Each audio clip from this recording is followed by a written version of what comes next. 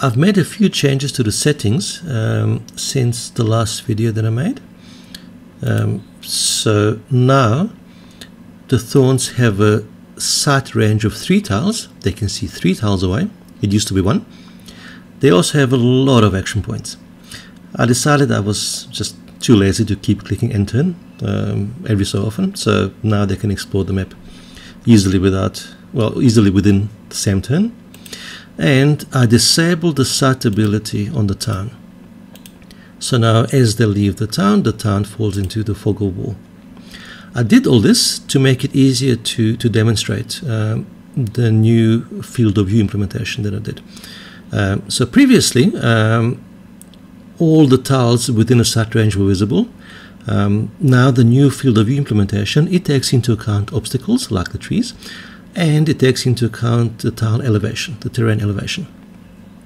Now here, all of these tiles are on the same level. They all have elevation 1. They're all plains. But these tiles, because they have trees growing on them, they have an effective height of 2. One for the elevation and one for the height of the tree. So they basically block the view for the thorns, so the thorns can't see what's on the other side. And the only way for them to discover it is to actually walk around the trees and see it that way.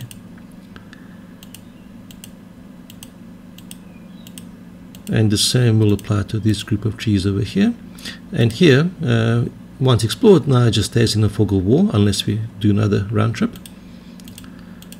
And the same will apply to hills and mountains. So here the hills and the mountains block the view until we scale the mountain, then suddenly everything is visible. I suppose if we had a forest growing on top of a mountain, it would still be high enough to block our view, but we don't have any tiles like that here. So everything's visible until we take a dip in the sea over here, and then we can't see anything beyond the immediate tiles around us.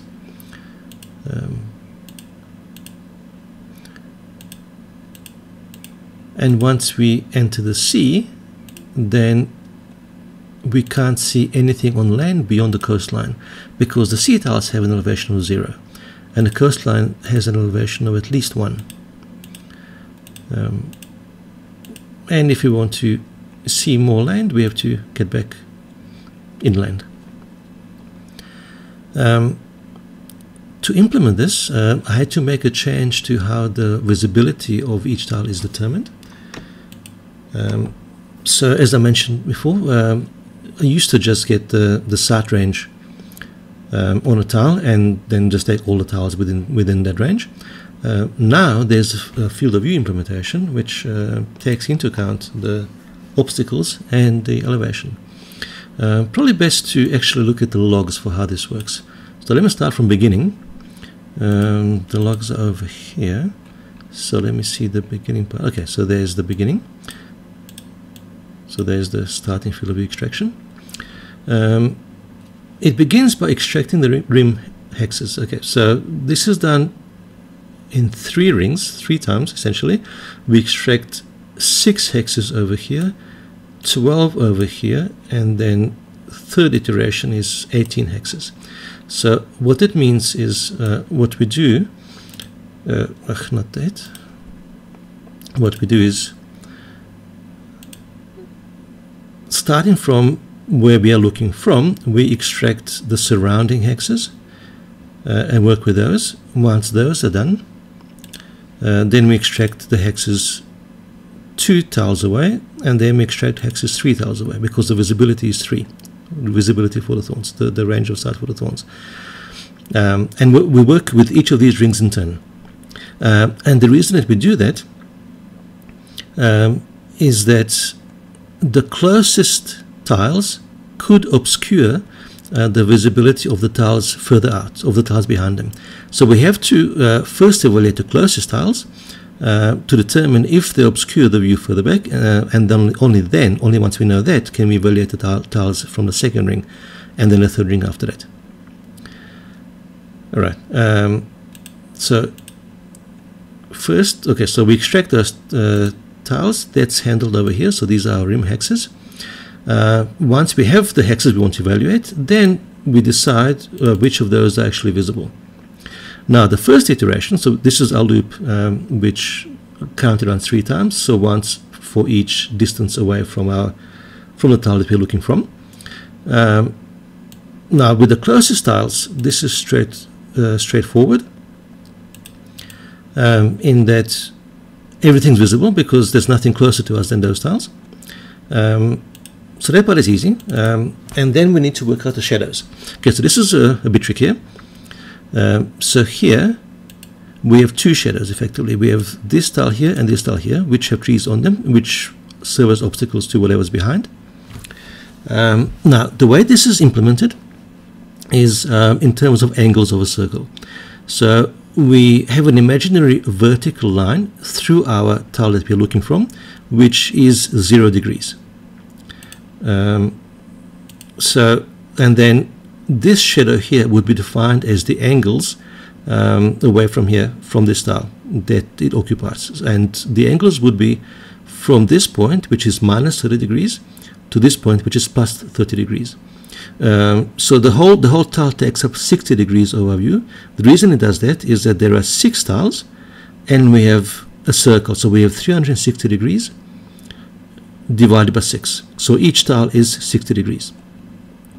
So this shadow here spans minus 30 to plus 30 degrees, or you could say that define this angle as 330 degrees, and then it goes past 0 and it goes to 30 degrees on this side. Whereas this shadow takes up angles from 270 degrees up to 330 degrees. So if you look at the log, the shadows over here, so there's a first shadow, so that's a top tile, and then we have a second shadow, which is the tile that's to the left of it, and because they are touching, the hexes are adjacent, we merge them into a single shadow with these angles. Okay, so that completes the first iteration. Now we do the same thing with a distance of 2. So we first extract the rim hexes.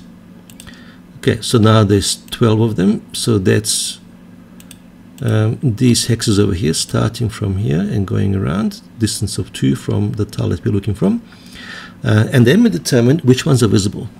Okay, so we start from this hex here, which is coordinates 3,1, and if you look over here, it says tile at 3,1, it overlaps a shadow, and the shadow completely obscures it, which means that that tile is not visible.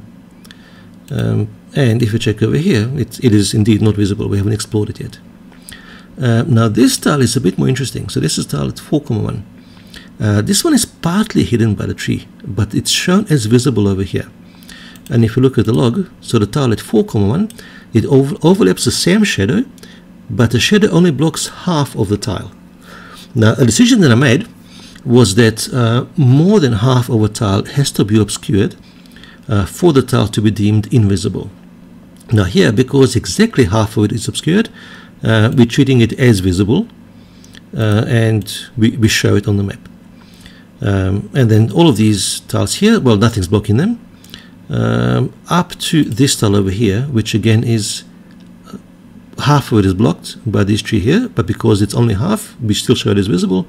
And then we have these 2 tiles which are invisible, the same as this one. And that completes the second iteration. And then we have a third iteration where we work with tiles at a distance of 3 from where we're looking from. We extract those, and then we check which of those are visible, and it's the same logic again, the same shadows obscure these, and then we update the shadows again, and that completes the process. Now the detailed implementation of how these work, it's quite long and complex, so there's a lot of it, there's a lot of code here to go through. So I'm not going to do that, because this video would be very long and tedious. What I'm going to do instead is I'm going to link all the resources that I used for this in the description of this video. So there's a few algorithms that I looked up online which helped me a lot with understanding how this works and how to implement it. So I'm going to post those links in the description, and hopefully they won't be too difficult to follow.